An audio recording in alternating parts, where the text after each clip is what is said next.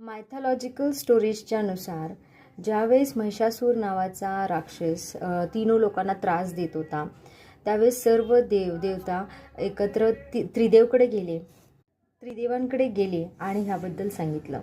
सर्व देवता मिळून मग त्याने एक शक्ती तयार केली आणि ती शक्ती होती माँ दुर्गा.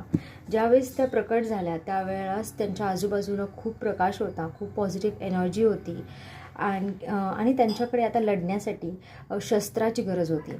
तर सर्व देवाने मिळून त्यांचे जे काही शस्त्र आहेत त्यांचा अंश त्या माँ दुर्गांना दिला.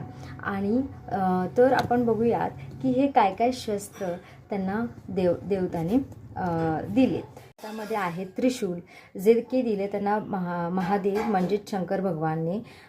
ते खूप पॉवरफुल टूल आहे. विष्णू देवताने देवीला दिलेला आहे सुदर्शन चक्र, त्यांना हे दिलेलं आहे ज्याच्यामध्ये सर्व शक्ती आहे. देवताच म्हणजे पाणीचे देवता आणि त्यांना शंख दिलेला आहे, जे त्यांच्या पॉवरफुल आणि शक्तीने जेव्हा माँ दुर्गा ती वाजवते त्यावेळेला राक्षस दूर दूरपर्यंत पळून जातात. पण आणि सूर्यदेव यांनी त्यांना बाण दिले.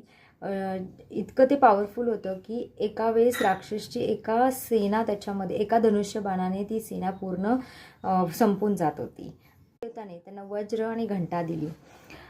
ही घंटा इतकी पॉवरफुल होती की ज्यावेळेस ती वाजत होती त्यावेळेला राक्षस बेहोश होत होते.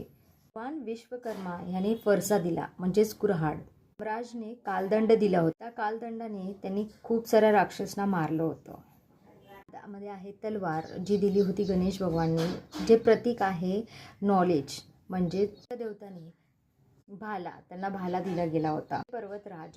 हिमालय पर्वत राजा यांनी माँ दुर्गांना सवारी दिली होती, जे आहे सिंह, ज्याच्यावरती त्या सवारतात बसून आपल्या भक्तांना भेटीस येतात असं मानलं गेलेलं आहे. ह्या सगळ्या गोष्टी मायथॉलॉजिकलमध्ये सांगितल्या गेलेल्या आहेत.